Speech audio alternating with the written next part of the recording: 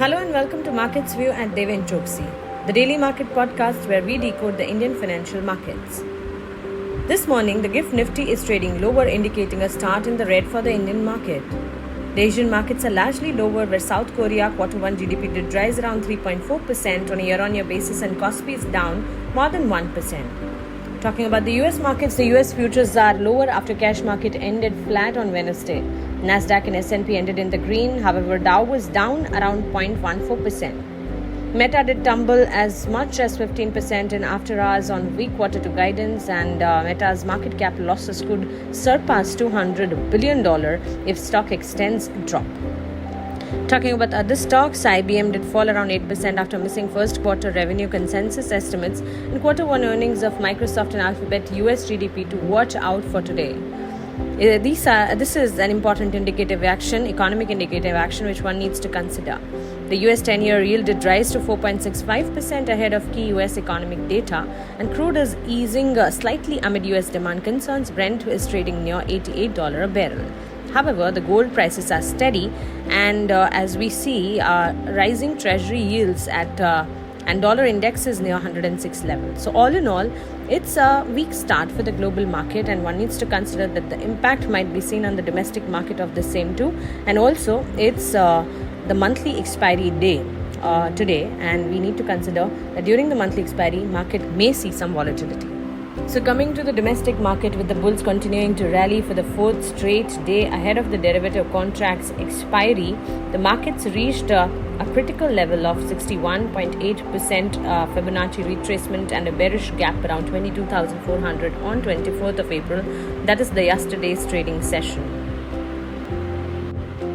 On the other side, if we see, the Nifty has been facing a hurdle at 22,450 to 22,500 level, and hence if it closes decisively above this, then it may as well scale a record high in the coming sessions. It's support at 22,300 till the index trades below 22,500. Consolidation is likely to continue.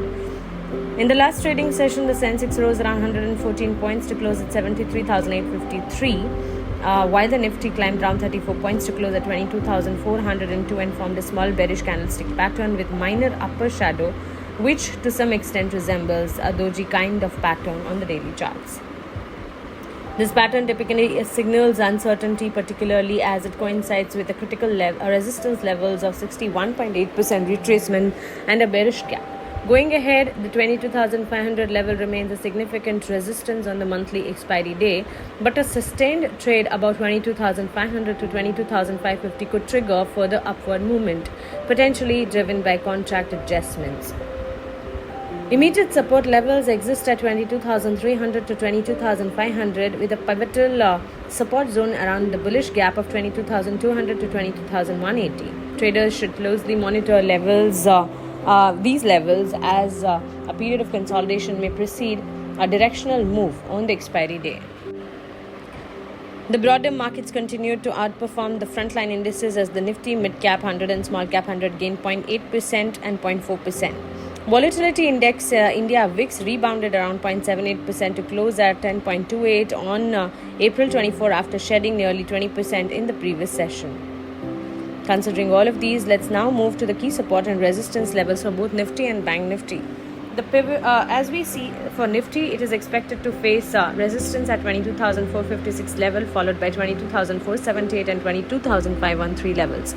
On the lower side, the index may take immediate support at 22,386 level, followed by 22,364 and 22,329. In the last trading session, the Bank Nifty 2 rallied for the fourth consecutive session, rising 219 points to 48,189 and formed a small bullish candlestick pattern on the daily charts. The index traded within the range of previous trading session and closed above 48,000 for the first time since 12th of April.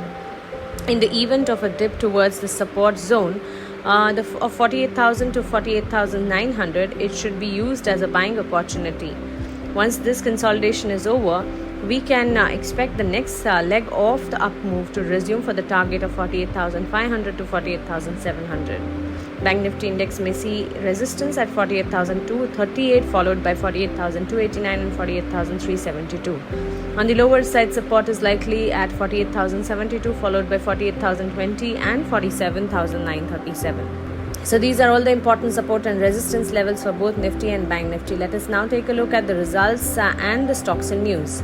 So for 25th of April, that is today, Bajaj Finance, IndusInd Bank, Nestle, Tech Mahindra, Vedanta, ACC, L&T Technology Services, Aavas Financials, Coromandel International, Cyient, Glenmark, Himadri Specialty, Loris Lab, Emphasis, Electra Green Tech, Schaeffler India, Tanla Platforms, Tata Teleservices, UTI Asset Management Company, and Zensar Technologies are companies which will be posting their quarterly earnings today. Let's now take a look at the stock-specific action. We start right with Kotak Mahindra Bank, as the Reserve Bank of India has barred Kotak Mahindra Bank from onboarding new customers through its online and mobile banking channels and issuing fresh credit cards, citing supervisory concern over its technology platforms. Hindustan Unilever is again in focus as the FMCG major recorded a standalone net profit of 2,406 crore for the quarter ended March FY24, falling 5.7% over last year on weak top line as well as operating numbers. Revenue from operations fell 0.2% on year to 14,857 crore for the quarter with a 2% volume growth.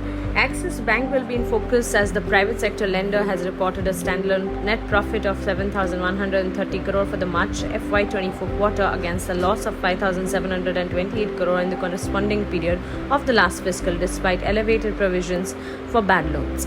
Net interest income grew 11.5% on year to 13,089 crore for the quarter with net interest margin at 4.06%.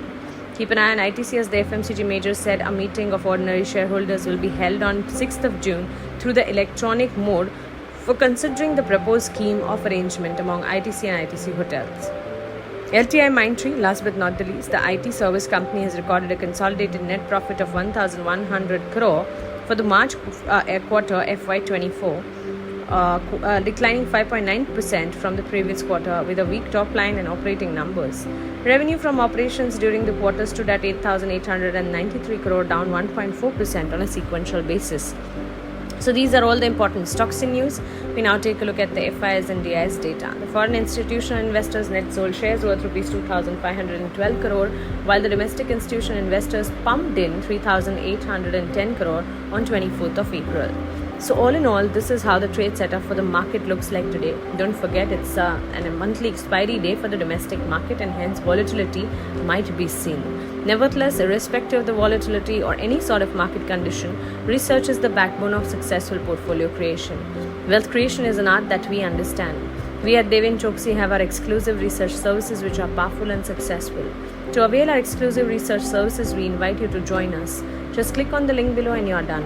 Fill in your basic details and our team will reach out to you. So don't wait any further and embark on a wealth building adventure together. Thank you and have a nice day.